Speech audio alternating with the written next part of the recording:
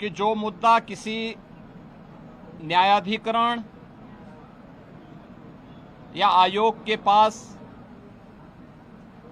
लंबित हो, यानी सब जुडिस हो, उस मुद्दे पर सदन में चर्चा नहीं हो सकती।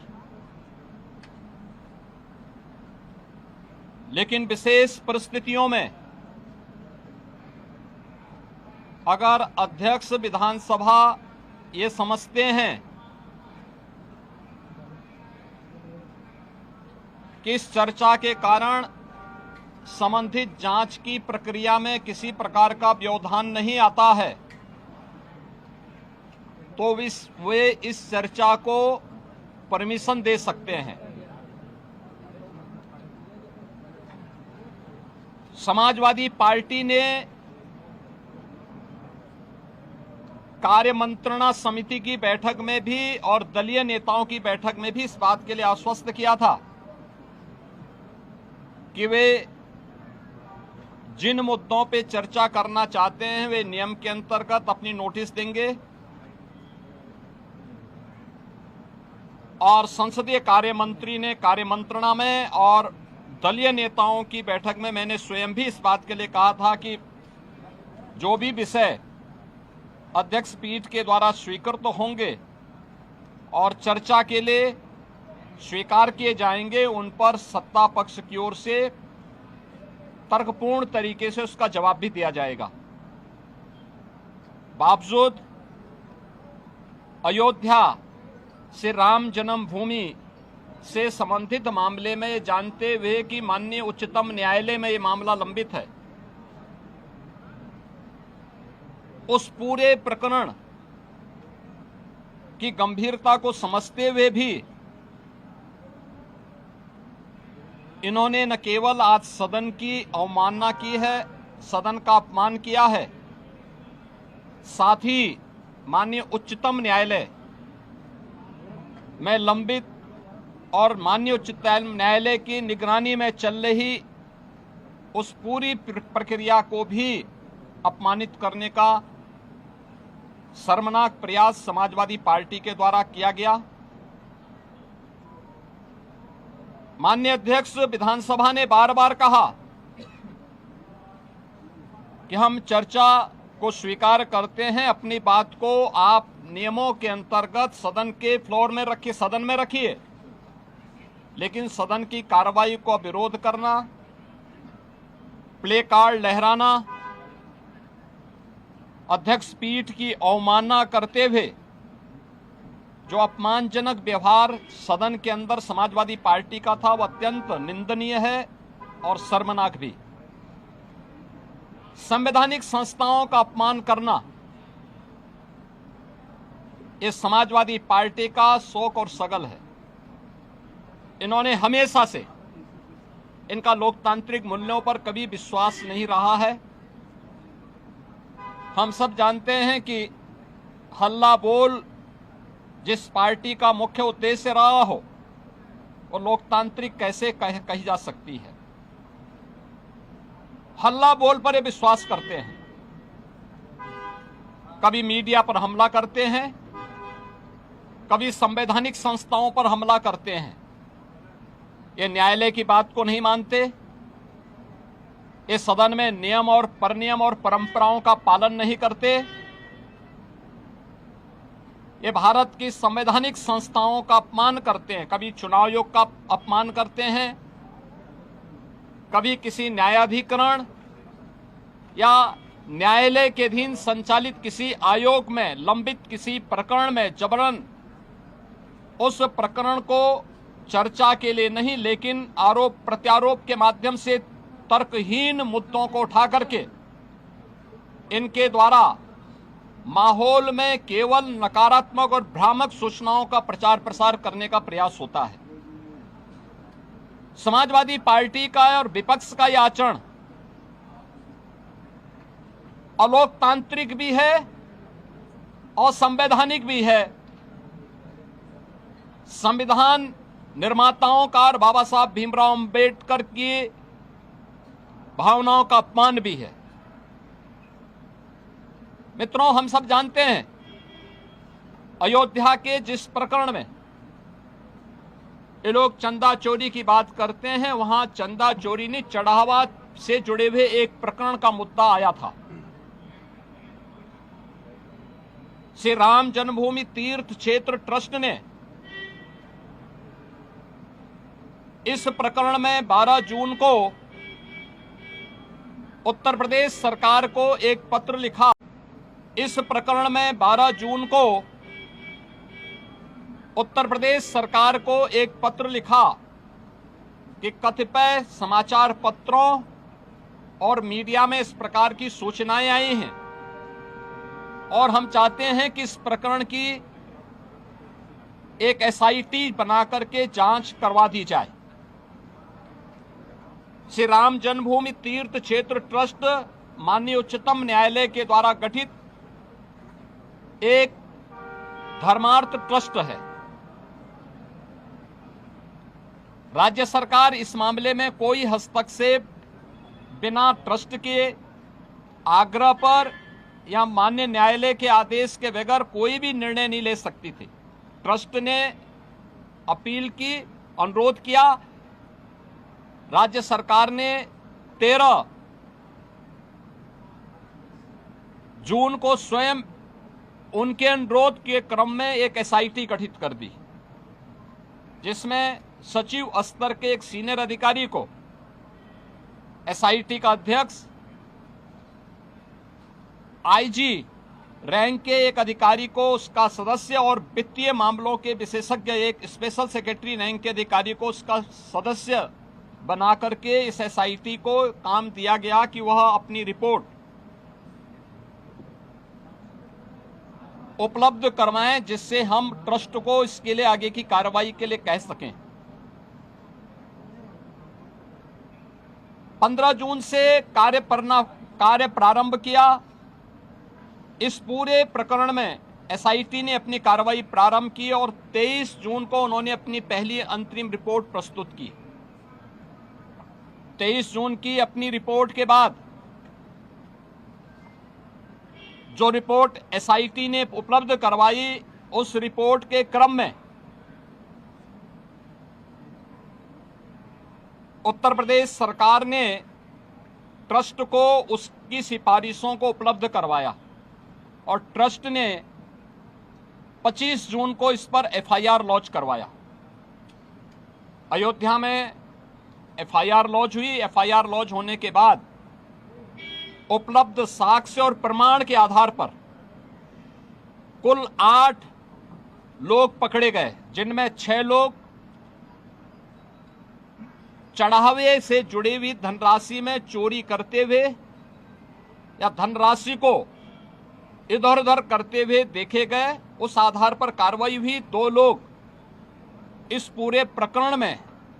जिनकी जिम्मेदारी थी, उन लोगों को और उसके साथ जोड़ करके यह 8 लोगों की गिरफ्तारी हुई। अभी एसआईटी की जांच चल ही रही थी कि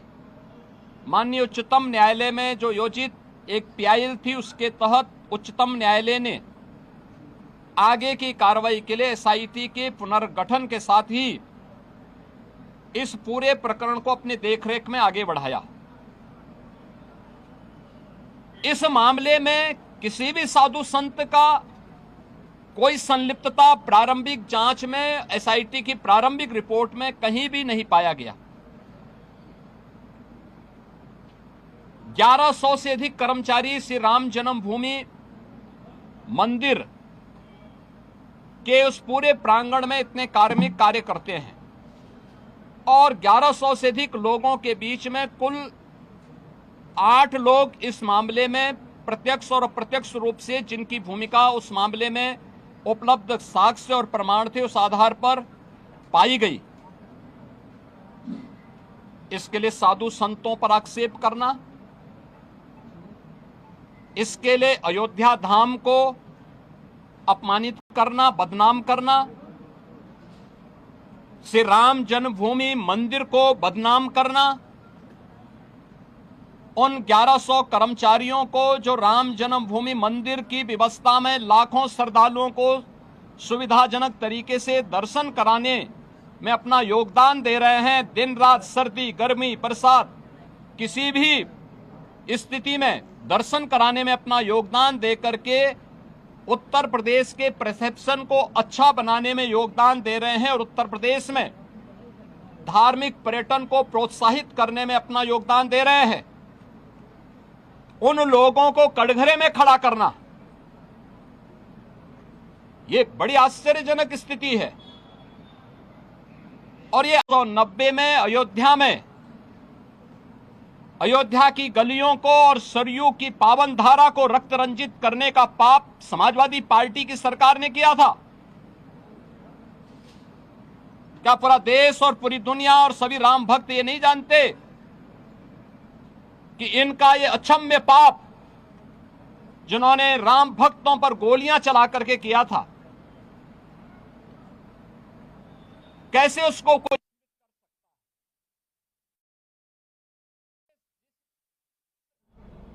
5-6 में राम सेतु प्रकरण के मुद्दे पर माननीय उच्चतम न्यायालय में अपना एफिडेविट दाखिल किया था और प्रभु श्री राम और प्रभु श्री कृष्ण के अस्तित्व पर ही प्रश्न खड़ा करके उन्हें मृतक घोषित किया था। वह कांग्रेस और यूपीए से जुड़े हुए दल किस मुंह से अयोध्या में आस्था की आज चर्चा करते हैं? अयोध्या के जिस चढ़ावा चोरी से जुड़े हुए प्रकरण की बात आई थी, सरकार ने गंभीरता से लिया था, क्योंकि आस्था का विषय अयोध्या है। कोटि कोटि सनातनियों की आस्था का मुद्दा था और सरकार ने उस समय भी स्पष्ट कर दिया था कि यद्यपि सरकार सीधे किसी ट्रस्ट में हाथ नहीं डालती, क्योंकि वह ट्रस्ट उत्तर प्रदेश सरकार ने गठित नहीं किया, माननीय उच्चतम न्यायालय के आदेश से वह ट्रस्ट गठित है। इसलिए इस मामले में या तो ट्रस्ट अपील करेगा या फिर माननीय उच्चतम न्यायालय कोई निर्देश देगा तो हम उस कार्रवाई को आगे बढ़ा पाएंगे। लेकिन उस सब के बावजूद इनके द्वारा राम भक्तों को अपमानित करना, भारत की सनातन आस्था पर प्रहार करना, संसद के अंदर समाजवादी पार्टी और कांग्रेस के सांसदों और नेताओं का जो आचरण रहा है, संतों के प्रति जिस प्रकार के आक्षेप वहां किए गए, ये सीधे सीधे सनातन धर्म का अपमान है। भारत के सनातन मूल्यों, आदर्शों और दुनिया के अंदर जो उसके प्रति एक अच्छी भावना बनी थी, उस भावना पर एक प्रकार का प्रहार इन दोनों के द्वारा किया जा रहा है, जिनका आचरण सदैव से सनातन विरोधी रहा है। और मुझे आश्चर्य होता है कि इन दलों के द्वारा जब भाजपा से लड़ने में विफल हैं, मैंने पहले भी कहा, इस पूरे प्रकरण में जो लोग पकड़े गए हैं, इनका भारतीय जनता पार्टी या साधु संतों से कोई लेना देना नहीं। उस सबके बावजूद पूज्य संतों पर, उस सबके बावजूद सनातन धर्म पर, भारतीय जनता पार्टी पर या किसी अन्य ऐसे सांस्कृतिक और सामाजिक संगठन पर अनावश्यक कटघरे में खड़ा करके लांछन लगाना, ये पूरे सनातन के साथ साथ सत्य को दबाने, सत्य को झुठलाने का एक कुत्सित प्रयास इनके द्वारा किया जा रहा है। और इसीलिए ये लोग बहुत से भागना चाहते हैं, चर्चा से भागना चाहते हैं। ये वही लोग हैं जिन लोगों ने राम जन्मभूमि मंदिर का सदैव विरोध किया। ये वही लोग हैं जिन्होंने अयोध्या में से राम जन्मभूमि पर जब 2024 में, जनवरी 2024 में, 22 जनवरी 2024,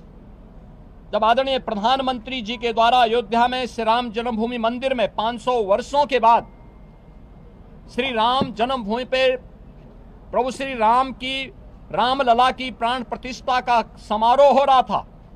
उस कार्यक्रम में आमंत्रण के बावजूद ये लोग नहीं गए। ये लोग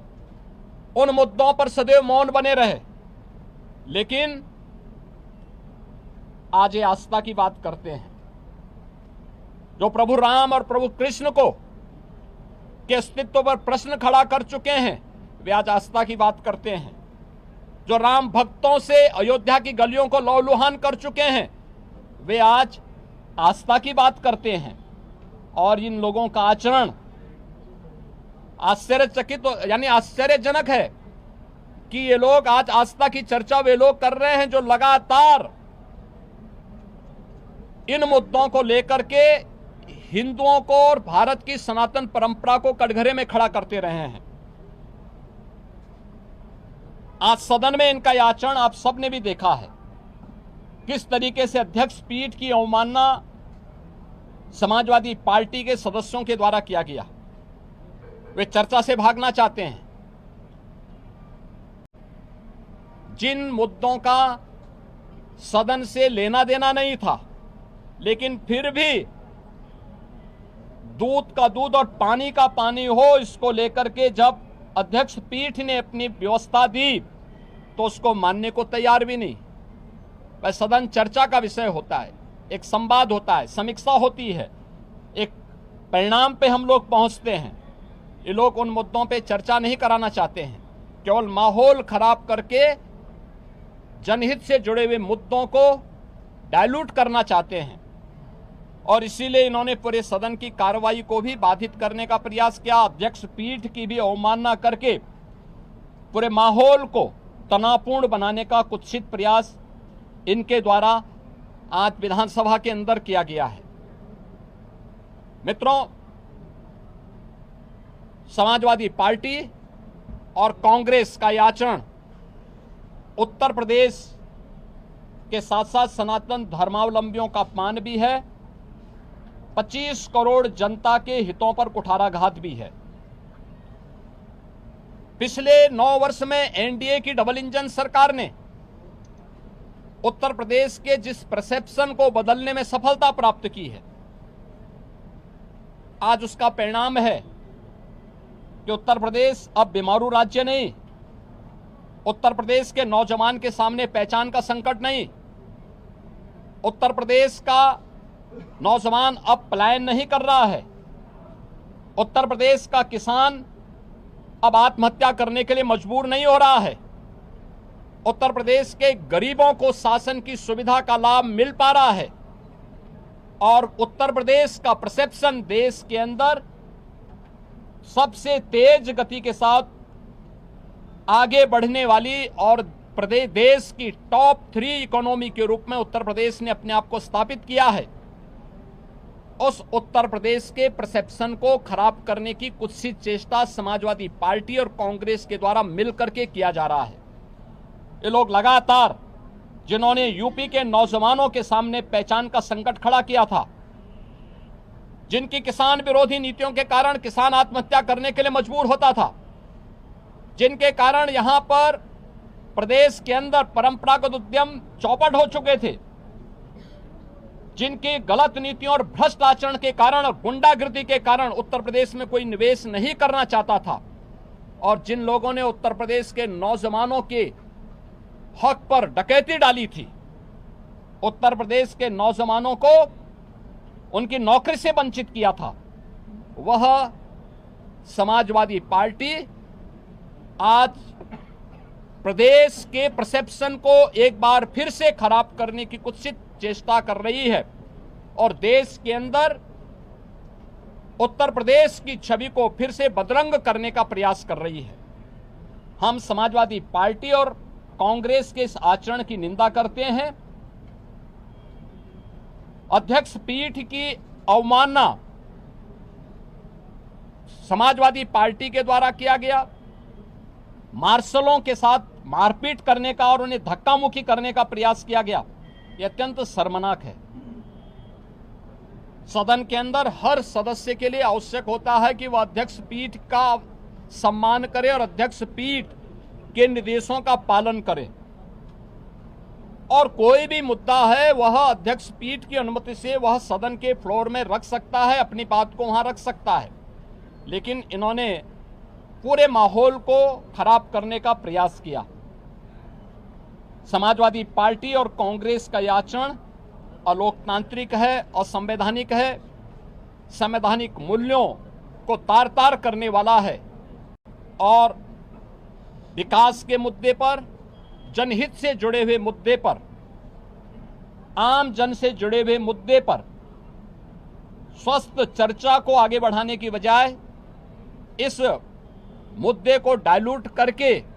उत्तर प्रदेश की पहचान को फिर से धूमिल करने, उत्तर प्रदेश के धार्मिक पर्यटन को आगे बढ़ने के जो अवसर प्राप्त हुए हैं उन्हें खराब करने और उत्तर प्रदेश को फिर से बदनाम करने की कुत्सित चेष्टा का हिस्सा है। समाजवादी पार्टी के इस आचरण की हम निंदा करते हैं।